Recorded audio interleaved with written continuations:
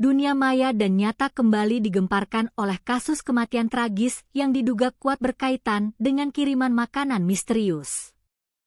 Peristiwa ini tidak hanya menyisakan duka mendalam bagi keluarga yang ditinggalkan, tetapi juga menjadi sorotan tajam mengenai kerentanan isu keamanan pangan serta potensi tindak kejahatan melalui jalur distribusi transportasi online di Indonesia. Kasus ini berpusat di Desa Sindon, Kecamatan Ngemplak, Kabupaten Boyolali, Jawa Tengah.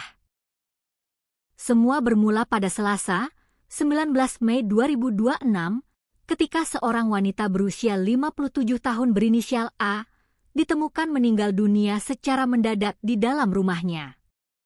Pihak keluarga mencium adanya kejanggalan besar dalam kematian korban. Pasalnya, hanya berselang 1 hari sebelum mengembuskan napas terakhir, korban sempat menerima dan mengonsumsi kiriman sate ayam yang diantarkan oleh seorang pengemudi ojek online atau ojol.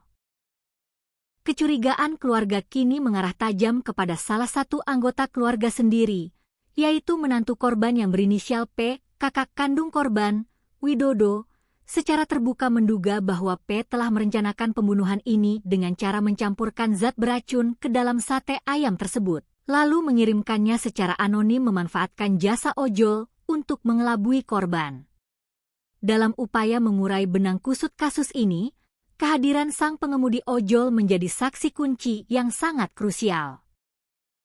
Kepada pihak keluarga dan kepolisian, driver ojol tersebut menunjukkan sikap kooperatif yang tinggi. Ia berjanji akan selalu siap memberikan kesaksian kapanpun dibutuhkan demi tegaknya keadilan hukum. Dari kesaksian driver ojol tersebut, terungkap sebuah siasat. Pelaku berinisial P diduga sengaja memesan makanan menggunakan akun aplikasi atas nama anak kedua korban yang bernama Lurianti. Tak hanya memasukkan identitas digital, pengirim juga memberikan pesan khusus yang penuh misteri kepada sang driver. Pengirim berpesan, "Tolong mas, ini antar ke Ibu Aminah, tapi jangan bilang kalau dari saya anaknya." Sebuah upaya manipulasi agar korban menurunkan kewaspadaannya.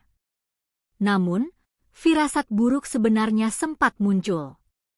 Sesaat setelah sate ayam itu tiba, korban sempat menelepon anaknya, Lurianti, untuk memastikan kiriman tersebut.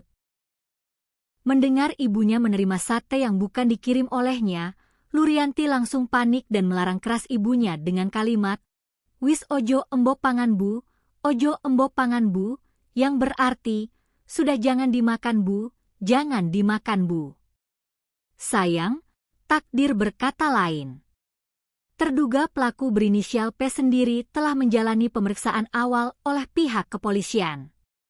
Hingga saat ini, P dengan tegas membantah tuduhan bahwa dirinya telah menaruh racun di dalam makanan tersebut. Namun, kecurigaan keluarga semakin diperkuat oleh sikap P pasca kematian korban. P sempat membujuk keluarga agar tidak melaporkan kasus kematian ini ke polisi dengan dalih yang dinilai tidak berempati. "Alah sudah tidak usah saja, ibu di sana hidupnya sudah enak."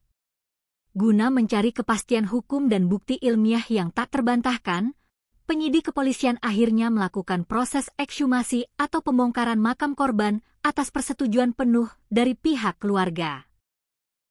Langkah ini diambil untuk melakukan autopsi menyeluruh terhadap jasad korban guna mendeteksi keberadaan zat asing atau racun.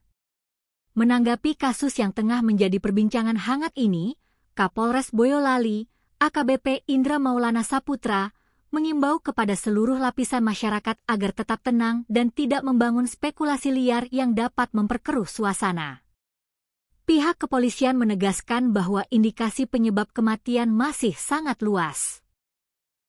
Bisa karena penyakit bawaan, serangan jantung, ataupun akibat faktor eksternal lainnya. Semua pihak kini tengah menanti dengan seksama hasil autopsi resmi dari tim kedokteran forensik yang akan menjadi kunci utama pengungkapan misteri sate ayam maut di Boyolali ini.